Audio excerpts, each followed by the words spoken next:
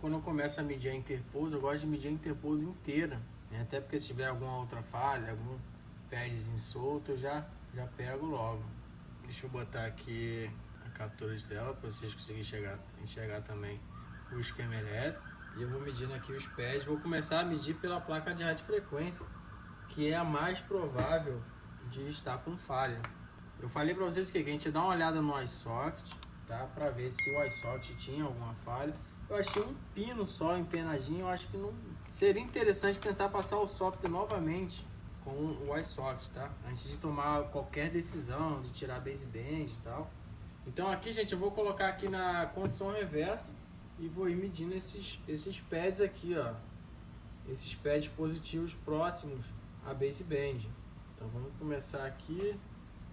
Esse pad aqui tem que dar OL, tá dando OL. Esse aqui tem que dar 300, tá dando 300. Todos os pads que eu vou medindo, eu já faço uma pressãozinha aqui com a minha ponta para ele marcar o pad que eu estou medindo, para não ficar medindo a mesma linha mais de uma vez, entendeu? Às vezes, muitas das vezes o esquema tá errado, tá, gente? Então é bom a gente comparar com uma placa espelho. Ó, aqui me deu 870, aqui deu 350, aqui deu 870. No esquema, o valor que está dando é 300. Então vamos pegar uma placa espelho aqui para a gente comparar esse valor. Eu acho que o esquema está errado. Uma placa que nunca tinha sido aberta, ó, a pasta térmica aqui, ó. Essa placa dele já foi aberta, sim.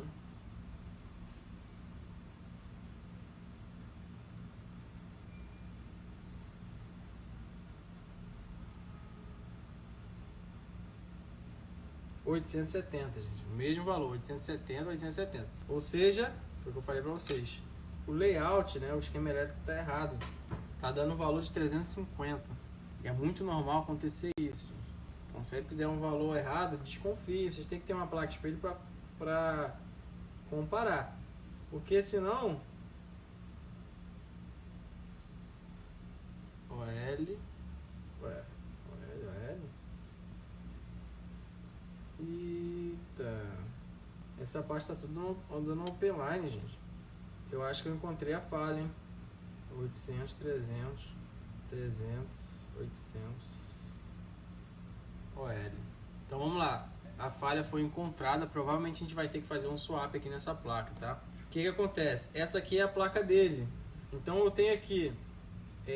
o que tá dando aqui pra mim no layout? Olha o valor que tá dando.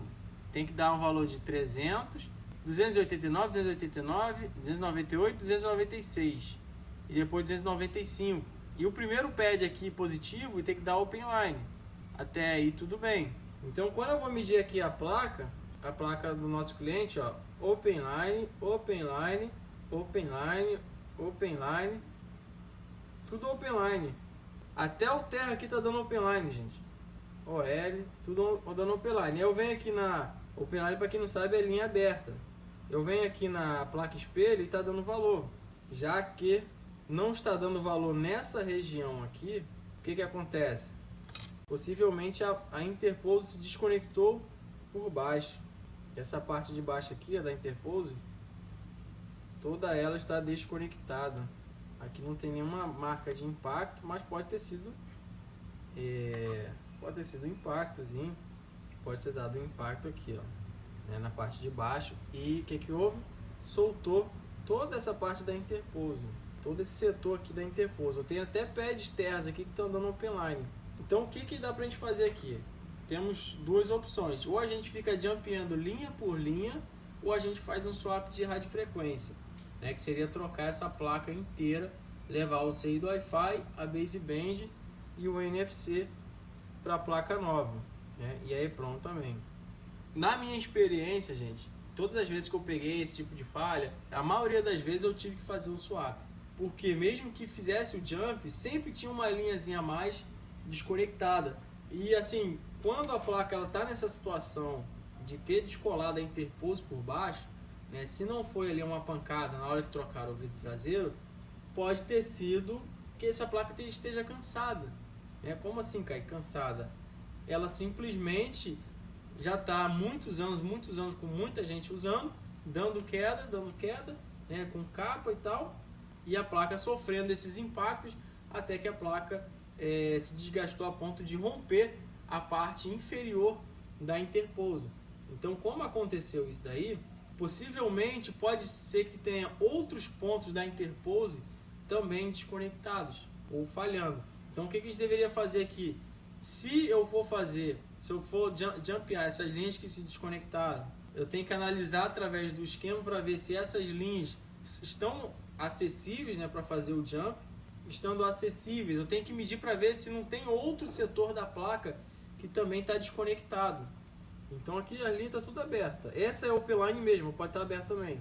Essas terras aqui que tem uma perninha, o valor dela vem dessa lateral da interposa. Então todas elas vão ter valor.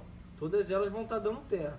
Essas que o valor vem de baixo, todas elas estão desconectadas. O valor vem de baixo. Isso é terra, tá, gente? Deixa eu medir um pouquinho mais para cá. Aqui está dando valor. Aqui também está dando terra. Está dando valor. Então provavelmente dessa partezinha para cá. Deixa eu medir essa lateral aqui. Ó, tem valor aqui também. Tem valor. Opa, aqui tá dando upline. Upline. Vamos ver se ela é upline. É, tudo upline aqui também. Então, vamos lá, vamos pensar. Raciocínio lógico. O que vocês acham melhor fazer? Swap de RF ou tentar fazer o jump nessas linhas aí que estão rompidas? Então, gente, o que acontece? Vamos lá. Eu posso fazer o jump dessas 3, 4 linhas, né, que estão soltas, e pode ser que continue com falha. Por quê? Vamos usar uma teoria da corrente de bicicleta. O que acontece? Tu anda com a bicicleta, anda, e a corrente ela rompe um pino, ela rompe um bloquinho dela ali. Quando você vai trocar a corrente, o que o cara fala pra você? Trocar lá só o pino, né? O cara fala, cara, tem que trocar a corrente completa. Por quê? O que fez romper o pino foi o desgaste, né, da quilometragem da bicicleta que você está andando ali anos com aquela corrente. Então foi desgastando, foi tendo atrito, foi desgastando, rompeu um pino. Beleza, um só, eu posso colocar lá aquele pino no lugar e continuar andando com a bicicleta. Só que, provavelmente, daqui a um tempo vai romper outro, depois vai romper outro, vai romper outro, e assim por diante, porque o que está fazendo romper não foi um acaso, né? Não foi uma falha por acaso. Foi um desgaste de anos e anos de uso. E eu tô achando que essa placa aqui de 12 Pro Max também está nessa situação. Eu não vi um sinal de uma porrada forte nessa placa para ela descolar a interpose. Foi trocado o vidro traseiro? Foi, mas eu não vi nenhuma... Geralmente fica aquela marquinha de pancada atrás para poder acontecer esse descolamento. Então eu acho que se a gente fizer os jump nessa placa, pode ser que fique dando retorno, gente. Pode ser que dê retorno. E pode ser que eu faça os jump e depois tenha que fazer o swap, mesmo depois de fazer o jump. Então vamos lá. Primeiro eu vou olhar aqui no esquema se esses pads estão acessíveis. Ó, eu falei para vocês o que? Vamos olhar o reset da baseband. Olha o pad que se desconectou aí, ó. BB reset. Por quê? Pela forma que passou o software. Falei pra vocês, uma vez eu já peguei fuga nessa linha da baseband da reset e o mesmo erro. Ó, outra linha aqui que também desconectou, ó. BB PCE GP2 APTO baseband, né? BB. São linhas de baseband. E essas linhas, gente, tá indo de baixo, diretamente para debaixo da baseband. Então é swap mesmo, gente. Então, gente, temos 3 pads rompidos aqui, ó. Vamos abrir melhor aqui um pad que foi rompido é de Wi-Fi, ele vai direto para debaixo do seio do Wi-Fi. Outro pad que foi rompido é de baseband, é a baseband reset, vai direto para debaixo da baseband. E o outro também, gente. O outro também vai direto para baixo da baseband. Então, assim, torna inviável o jump. Tem aqui um test point aqui embaixo. Não é inviável não, gente. Dá para puxar pelo test point. Deixa eu ver se o pad do Wi-Fi aqui tem também. Também tem. Todos os pads têm test point na parte de baixo da placa. Só que eu ainda acho melhor, a gente teria que puxar um jump daqui, ó. Essa parte aqui, puxar desses test point aqui e jogar para baixo. E jogar para cá, para interposer. Ainda acho melhor a gente fazer um swap. Vamos fazer o seguinte, vamos ver esse test point se tem valor. Vamos ver se o valor tá chegando lá no test point. Vamos pegar primeiro o baseband reset aqui. Vamos medir a condição inversa. Ó, o valor tem aqui, ó. O valor tá embaixo da placa, 350. Eu poderia puxar esse jump, 2 test points debaixo da placa e soldar aqui na interposer. Essa linha aqui, Tá OL também. Ela é OL no esquema. Deixa eu ver de onde ela é, pra ver se ela tá conectada. E ela tá aberta também. Ela tem um pad aqui, ó, que casa com ela. Então tá aberto também. A linha tá aberta. Então tem que jumpear 1, 2, 3, 4, 5, 6.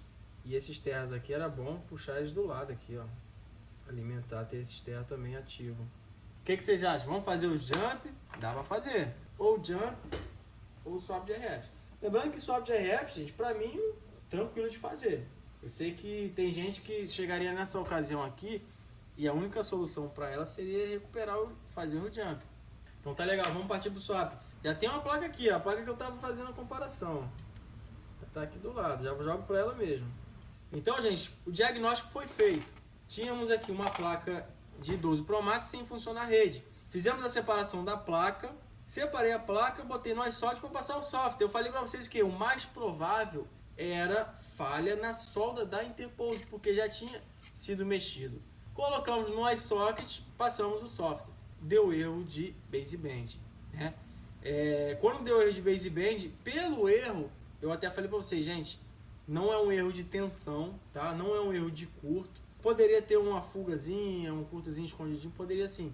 Mas não é sintoma disso, porque a falha que deu no 3 UTOs, passando o software, não foi aquele erro rápido. Send baseband, erro. Send baseband, erro. Send baseband, erro. Sempre que dá essa falha no 3 UTOs, eu sempre olho para quem? PMU, tensões de PMU, de radiofrequência, e PCIe também. Às vezes um capacitor PCIe que não está comunicando, podia ser também Interpose falhando. Mas como não deu esse erro, eu falei para vocês, possível falha na linha de reset do baseband. Viemos medindo a Interpose inteira, achamos um bloco da Interpose desconectado. E como é que eu fiz para medir? Condição reversa, gente.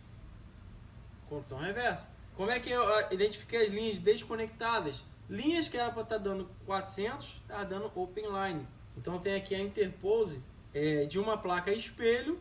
Comparei com a placa espelho. A placa espelho me entrega os valores, porém a placa do cliente não entrega os valores. Beleza? Então decidimos por fazer um swap de radiofrequência. Foi o que eu falei. É mais fácil o quê? Para mim é mais fácil fazer o jump. Jumpear do test point para essa parte de cima aqui, isolar bonitinho, tudo certinho. Só que, a meu ver, não é a melhor decisão a ser tomada. Porque a chance de dar retorno é grande. Se a Interpose desconectou nessa parte, provavelmente ela pode ir abrindo mais para lá. Provavelmente a Interpose desse aparelho já está cansada.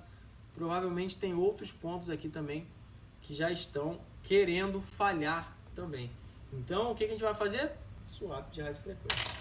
Beleza? Vamos começar aqui preparando a placa que vai receber o swap.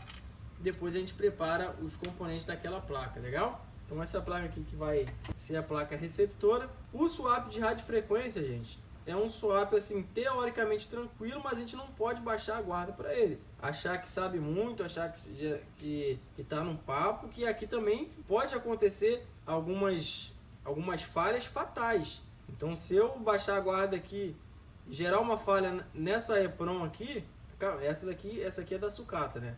Mas se eu fizer uma falha nessa EPROM do cliente, acabou a placa. Não tem mais o que fazer. O reparo foi embora, o nosso tempo foi embora, não vou receber o Pix e a gente não vai ver esse aparelho funcionando rede.